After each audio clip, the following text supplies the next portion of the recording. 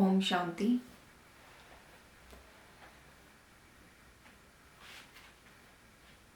आज का जो टॉपिक है वो हम भोगी और योगी का कंपैरिजन करेंगे। ये जो ज्ञान इधर दिया जा रहा है ये परमात्मा ने, ईश्वर ने हमें दिया है और ये सबसे ऊंचा ज्ञान है। इससे समझने के लिए आत्मिक स्थिति में बैठना बहुत महत्वपूर्ण है। इसीलिए अपने आप को ये शरीर भूल, मैं एक पॉइंट ऑफ लाइट आत्मा हूँ, इस स्थिति में बैठकर सुनेंगे तो ईज़िली समझ में आएगा। और जो भाई बहन नए हैं वो ब्रह्मा कुमारी सेंटर जाकर ज्ञान लें और समझें कि हम यहाँ पे जो डिस्कस कर रहे हैं उसका आधार क्या है। तो आज का टॉपिक शुरू करते हैं।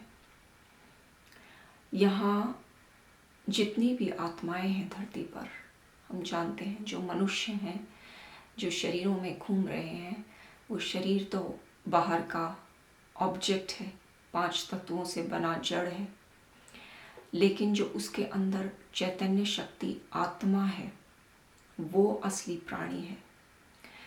तो वो आज का मनुष्य आत्मा 2 भागों में विभाजन होता है। एक होते हैं भोगी और दूसरे होते हैं योगी। जो भोगी होते हैं, भोगी आत्माएं, वो कौन सी आत्माएं हैं? वो आज सारी धरती की आत्माएं भोगी आत्माएं हैं। सारी आत्माएं भोगी आत्मा, भोगी की क्वालिफिकेशन लेकर बैठी हैं आज। तो सबसे पहले ये देखते हैं कि भोगी आत्मा होती कैसी है, ताकि हम थोड़ा जागें और योगी आत्मा बनने के लिए सक्षम हों, उसकी तरफ चाहें, हम मोटिवेशन लाएं कि हम बने। तो भोगी आत्मा बहुत ही दयनीय स्थिति में रहती है, बहुत ही दुख की स्थिति में रहती है भोगी आत्मा, जो कि हम देख ही रहे हैं कि सभी धरती की आत्माएं आज बहुत ही दुखी हैं। तो भोगी कौन होता है? भोगी वो होता है जो इस संसार में रस लेता है, जो समझता है कि मुझे कहीं से यहाँ रस मिलेगा, बाहर ढूंढता है रस को। और रस क्या होता है? रस होता है, रस के अलग अलग नाम है। सुरस रस वास्तव में मैं आत्मा जो 7 गुणों से बनी हूँ, प्रेम, शांति, आनंद, उनकी तृप्ति वो रस है मुझ आत्मा का। वो क्योंकि मैं आत्मा खुद को भूली हुई हूँ और ये शरीर समझती हूँ, तो मैं भूल गई हूँ कि आखिर मुझे क्या चाहिए, ये भी भूल गई हूँ। इसीलिए सोचती तो हूँ कि मैं ये पालूँ, वो पालूँ, लेकिन वास्तव में मेरी बहुत ही बेसिक रिक्वायरमेंट्स हैं। बेसिक रिक्वायरमेंट्स क्या होती हैं? शांति, प्रेम, आनंद, सुख, ये है मेरी आत्मा की, मुझ आत्मा की रिक्वायरमेंट्स, रस जिसको कहते हैं। लेकिन इस दुनिया में हम इन्हीं को इनडायरेक्टली ढूंढते हैं। किन चीज़ों में? इच्छाओं में। तो 2 प्रकार के विभाजन करके भोगी को समझते हैं। पहला भोगी वो होता है जो इस संसार में रस ढूंढता है इन 5 इंद्रियों के द्वारा। उसे लगता है कि मैं कुछ देख लूँ, कुछ मूवी देख लूँ, कहीं साइट सीइंग पे चला जाऊँ, किसी बीच पर, किसी माउंटेन पर, तो मुझे रस मिलेगा, मुझे सुरस मिलेगा, मुझे सुख मिलेगा, मुझे शांति मिलेगी। वो समझता है कि मैं कुछ पहन लूँ, सुंदर सुंदर कुछ पहन लूँ, कुछ अपने ऊपर अतरंगी चीज़ें डाल लूँ, तो मुझे रस मिलेगा। वो समझता है कि मैं कुछ मूवी देख लूँ, कुछ डांस पार्टी में चला जाऊं, कुछ कर लूं तो मुझे रस मिलेगा। वो समझता है कि मैं कुछ सुन लूं, कुछ म्यूज़िक सुन लूं, कुछ अच्छा अच्छा, वहाँ से मुझे रस मिलेगा। वो समझता है कि मैं कुछ किसी से बात कर लूं, किसी के साथ संबंध जोड़ लूं, किसी मनुष्य आत्मा दूसरी आत्मा से, तो मुझे वहाँ से रस मिलेगा। कुछ खा लूं, कुछ अच्छा अच्छा रेस्टोरेंट में जाके खा लूं तो मुझे रस मिलेगा। हम कमाते भी हैं तो हम सोचते हैं कि हमें अभी तो काम करना है, और फिर एंटरटेनमेंट अलग होता है।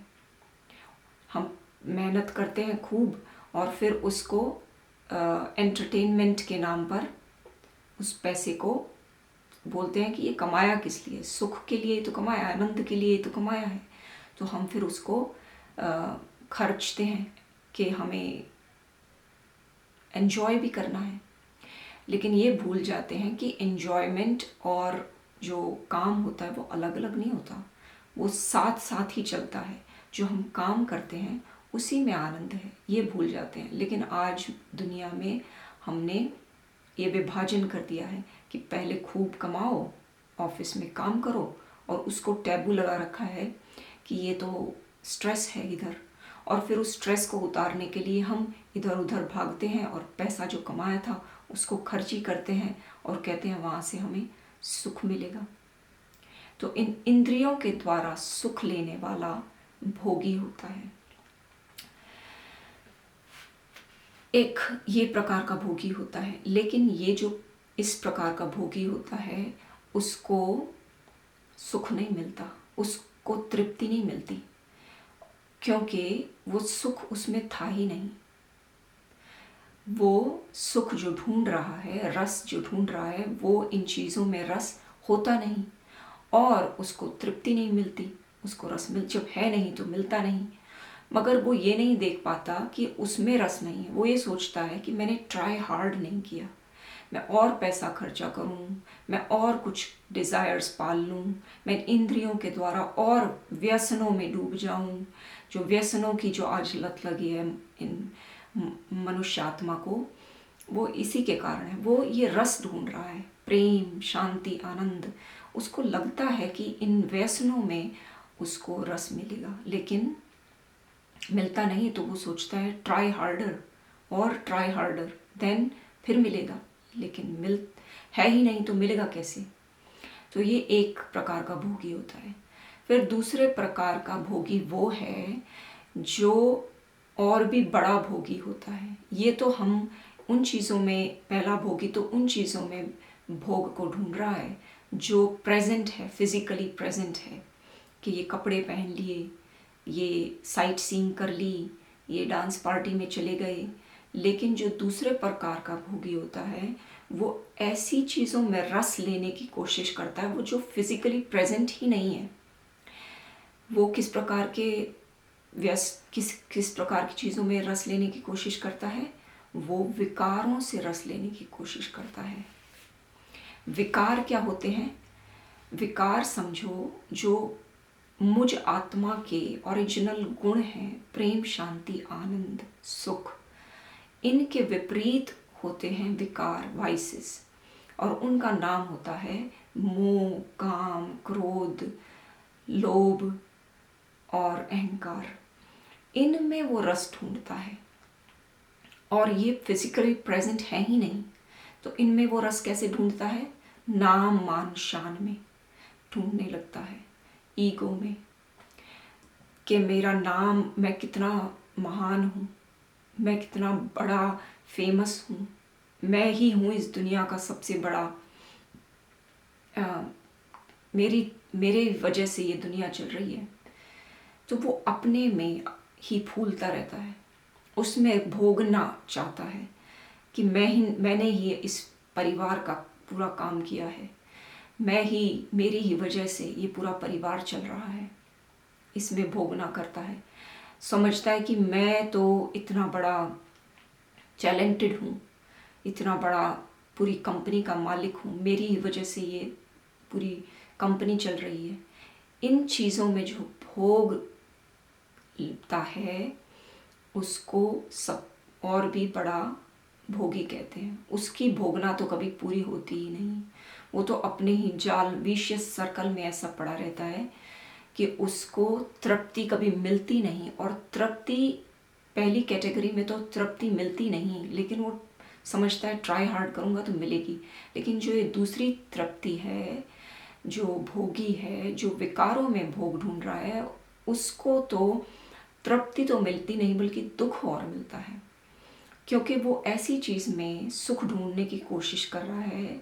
उसने उस चीज़ को अपनी सुख की चाबी दे दी है जो है ही नहीं, और जब वो मिलती नहीं तो उसको दुख होता है, पीड़ा होती है, सफरिंग होती है, बेहद की सफरिंग होती है। और फिर वो उस दुख को भी भोगता है। पहले सुख की चाहना रखता है और फिर उस दुख को भोगता है। संबंधों में ये संबंध में सुख को ढूंढने की कोशिश करता है। ऐसा भोगी कभी तृप्त नहीं हो पाता और वो सफरिंग में रहता है।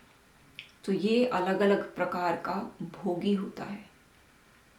भोगी बहुत ही दयनीय और सफरिंग स्टेट में रहता है, क्योंकि उसने अपने सुख की चाबी, जो सुख एक्चुअली में मिलना था, उसे अपने ही भीतर उसको, उस जो सुख आनंद और प्रेम जो खुद के ही गुण हैं, जो मैं आत्मा जिन चीज़ों से बनी हूँ, मिलना तो मुझे खुद में ही है और मैं ढूंढ रही हूँ बाहर इन चीज़ों में, और वहाँ सुख होता नहीं।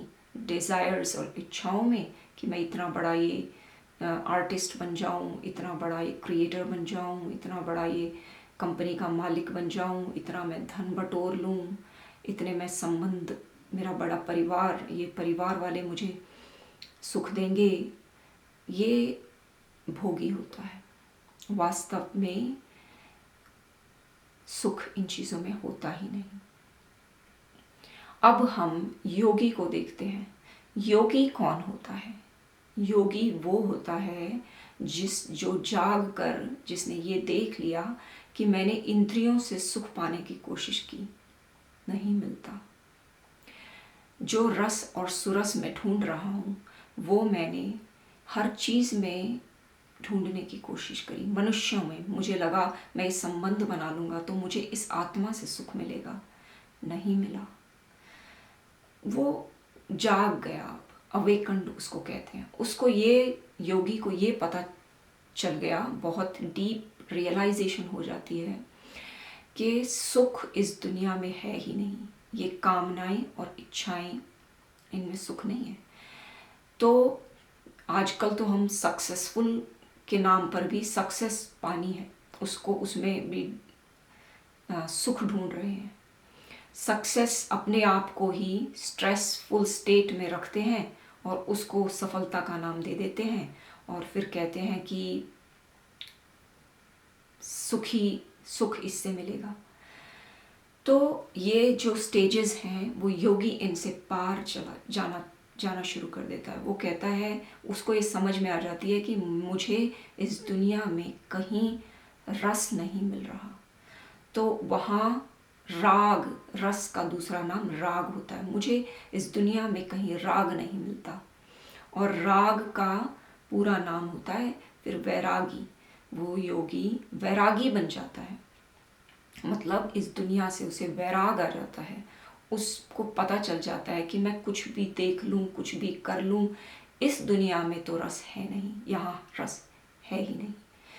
तो फिर योगी जो है उसकी दशा कैसी रहती है, पहले ये देखते हैं।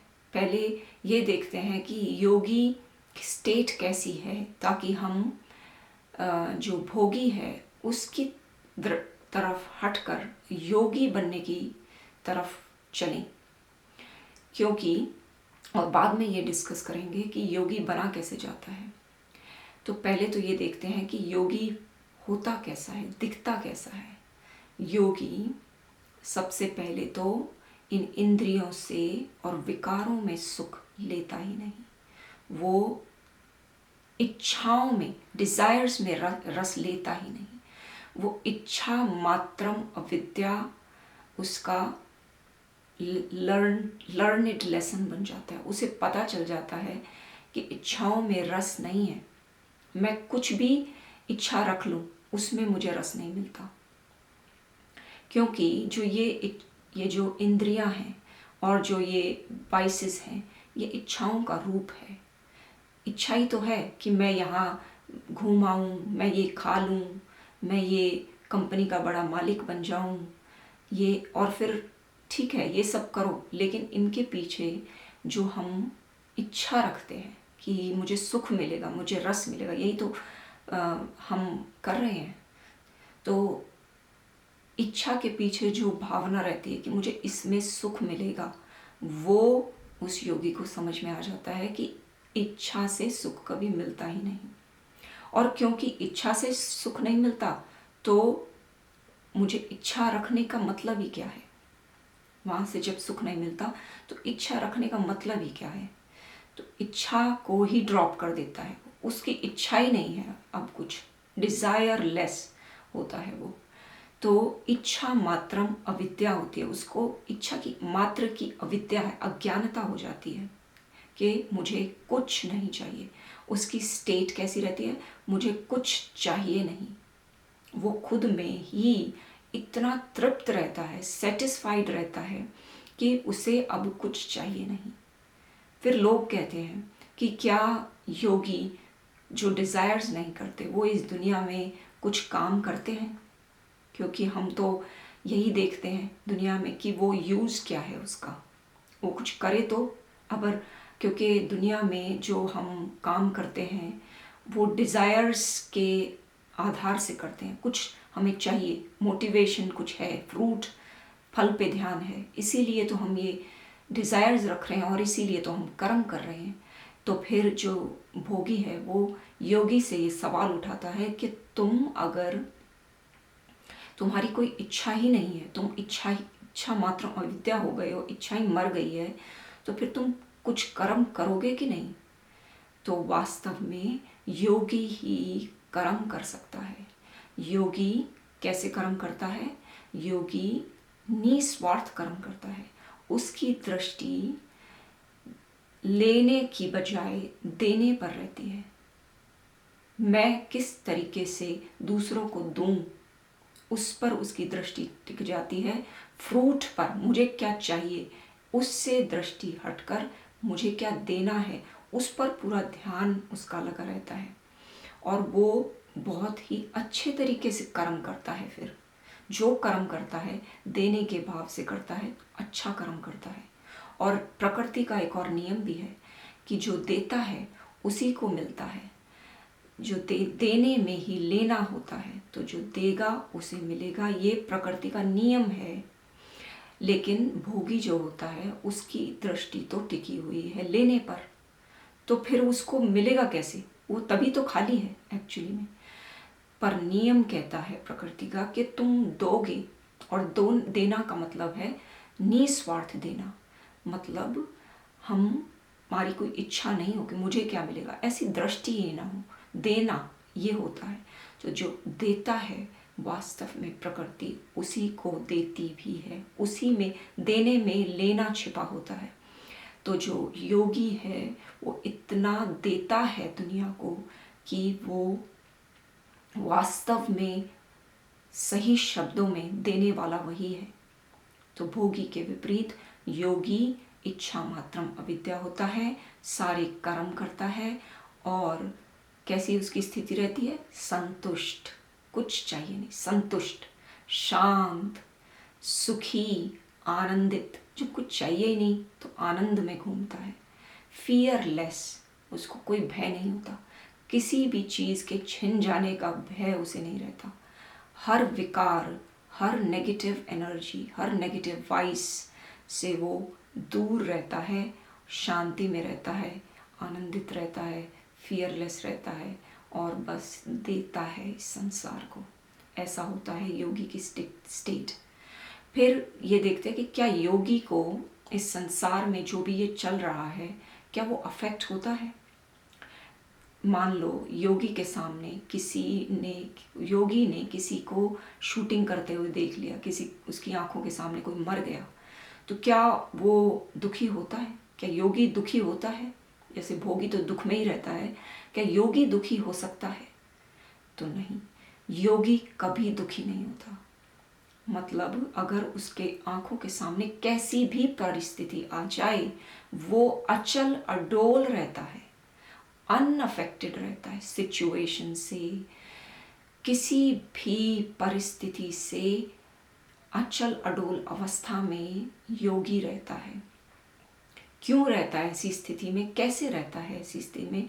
क्योंकि योगी ज्ञानी होता है और ज्ञानी आत्मा क्या राज जानती है? क्या राज जानती है? ड्रामा का राज जानती है कि ये जो ड्रामा है ये एक ड्रामा है, नाटक चल रहा है। इधर यहाँ जो दिखाई दे रहे हैं वो आत्माएं हैं, शरीर दिखाई दे रहे हैं लेकिन शरीर वो है ही नहीं, शरीर तो जड़ है, उसके भीतर बैठा आत्मा है असली रोल जो खेल रहा है। और आत्मा तो अजर अवर अमर अविनाशी, वो तो मरती नहीं। तो जो मरा वो कौन मरा? वो तो शरीर मरा, तो फिर अफेक्ट क्यों होना है? वो ज्ञानी है, वो ये देखती है कि ड्रामा का हर सीन कल्याणकारी है। परमात्मा ने ये जो ज्ञान दिया है कि ड्रामा कल्याणकारी है, किसी भी स्थिति से प्रभावित मत हो, अचल अडोल अवस्था में रहो, अनअफेक्टेड रहो, ये ज्ञान योगी को समझ में आ जाता है। तो वो किसी भी परिस्थिति में जज नहीं बनता, जजमेंट नहीं देता, ये सही ये गलत, क्यों ये ऐसा क्यों हुआ, तुमने इसको क्यों मारा, ऐसे प्रश्नों में नहीं घूमता, ऐसे सवाल नहीं उठाता, तुमने इसको गाली क्यों दी, तुमने इसकी बेइज्जती क्यों की। ये जजमेंट पास नहीं करता, ये नहीं कहता कि तुमने ऐसा क्यों किया और तुमने ऐसा क्यों नहीं किया। नहीं, वो योगी सदा अनअफेक्टेड रहता है और ये आनंदित स्थिति में रहता है, कुछ उसकी स्थिति को हिला नहीं सकता।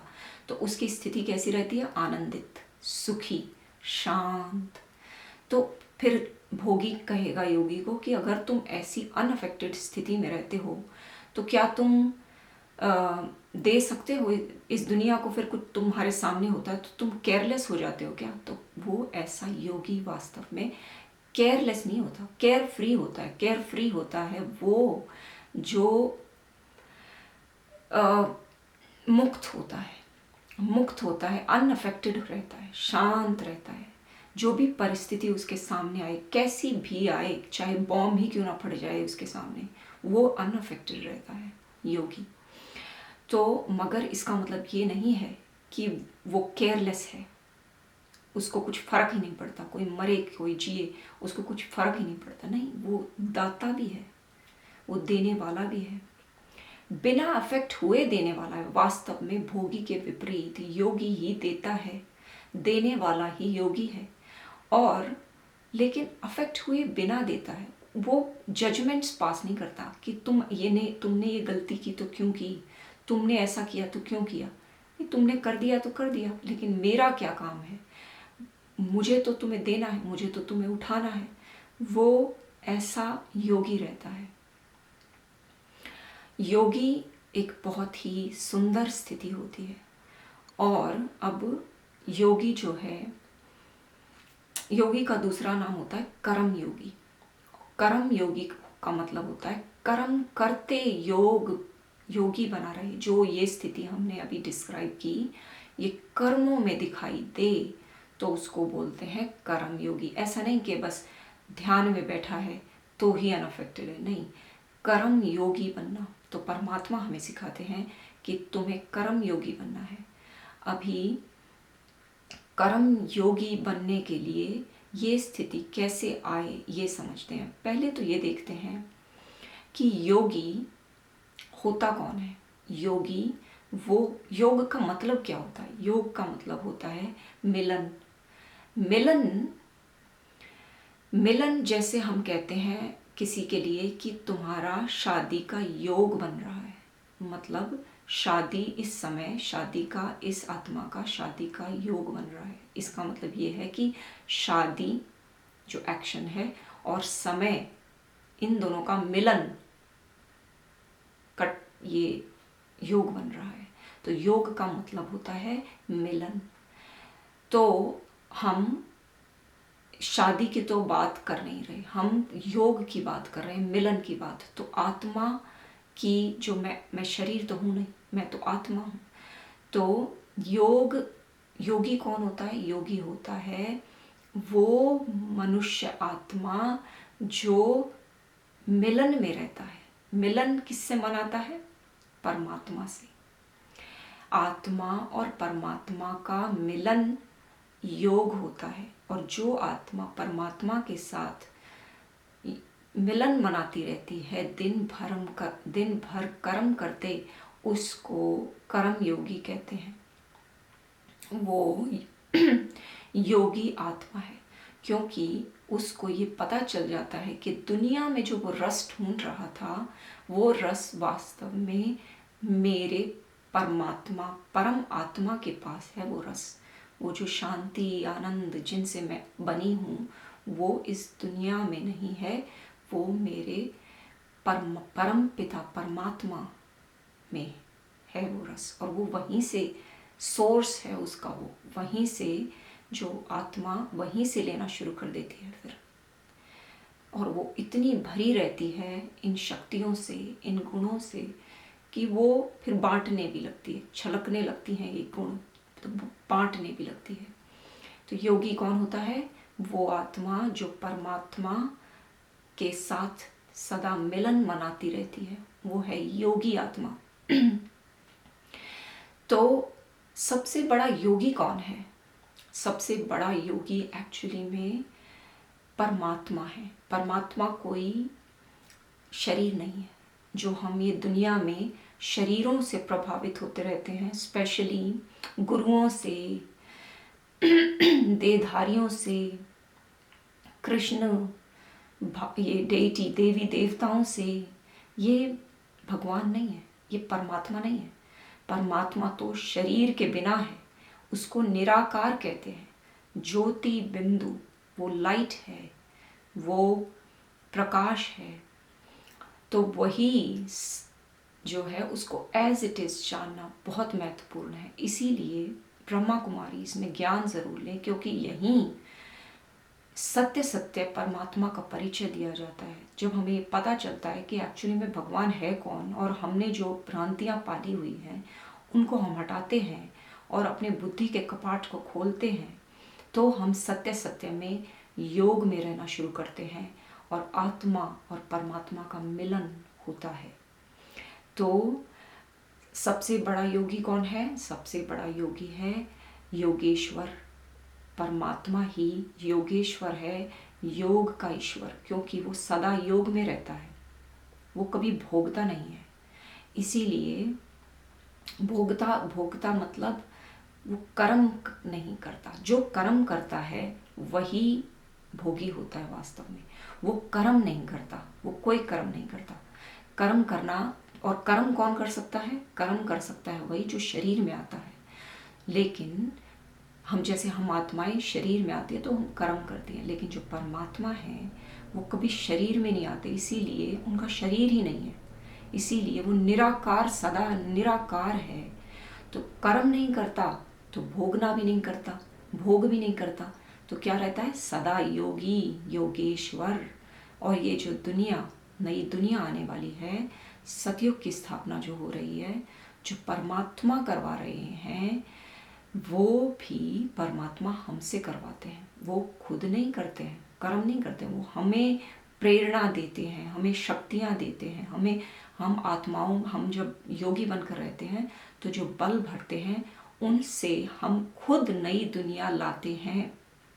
और इसीलिए परमात्मा क्योंकि इस नई दुनिया की स्थापना नहीं करते, तो उनको भोगी भी नहीं बनते। वो सदा योगी ही रहते हैं। नई दुनिया जो सतयुग आने वाला है उसकी स्थापना करवा कर वापस लौट जाते हैं। कहाँ लौट जाते हैं? परम धाम, क्योंकि परमेश्वर है, परम ईश्वर है, परम आत्मा है, तो कहाँ रहते हैं? परम धाम में रहते हैं। परम सबसे ऊंची दुनिया जो हमारा भी घर है, उस दुनिया में लौट जाते हैं और सदा योगेश्वर कहलाते हैं। Excuse me. इसीलिए अगर हम आत्माएं ऐसे ऊंचे योगेश्वर के साथ योग में रहते हैं तो हम भी उसकी तरह बनते जाते हैं। हम भी उसकी शांति, प्रेम, आनंद उससे ले लेकर, क्योंकि वो ओशन ऑफ पीस, प्योरिटी इनका सागर है, उससे ले लेकर हम भी उसकी स्थिति में टिकना शुरू कर देते हैं।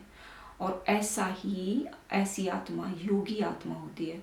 फिर वो दुनिया में बांटती है, किसी से लेती नहीं है, भोगी से वो योगी बन जाती है। तो हमें परमात्मा की याद में रहना है सदा। इसीलिए कहते हैं कि जिसके संग में रहेंगे उस जैसे बन जाएंगे। दुनिया में हम रहते हैं तो हम देखते ही हैं, जैसे संग में हम रहते हैं वैसी बातें करने लगते हैं, वैसे ही आचरण में आ जाते हैं, वैसा ही दृष्टिकोण, वैसा ही चरित्र बनने लगता है। तो अगर सोचो, अगर परमात्मा के साथ हम योग बनाते रहेंगे तो हम योगेश्वर जैसे बनते जाएंगे।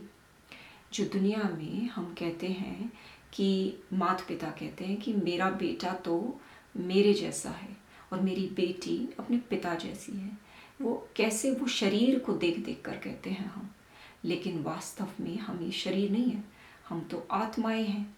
और आत्मा का तो पिता है इटर्नल फादर, और आत्मा भी इटर्नल है, सदा सदा है। तो असली पिता हमारा योगेश्वर है।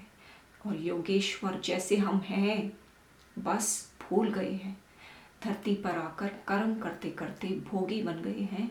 तो अभी योगी बनने के लिए वापस अपने पिता को याद करना है और उस जैसा उसकी याद में योग में रहना है, तो मिलन मनाते रहना है, तो उसके जैसे बनते जाएंगे। इसलिए अभी हम नेक्स्ट वीडियो में कुछ पॉइंट्स उठाएंगे कि हम सदा योगी कैसे बने, क्योंकि वो सबसे परम स्थिति है, ऊंची स्थिति योगी की स्थिति होती है। उस स्थिति को पाने के लिए हम क्या करें कि कर्म योगी बने। तो हम फिर से मिलेंगे और फर्दर ज्ञान को डिस्कस करेंगे। ओम शांति।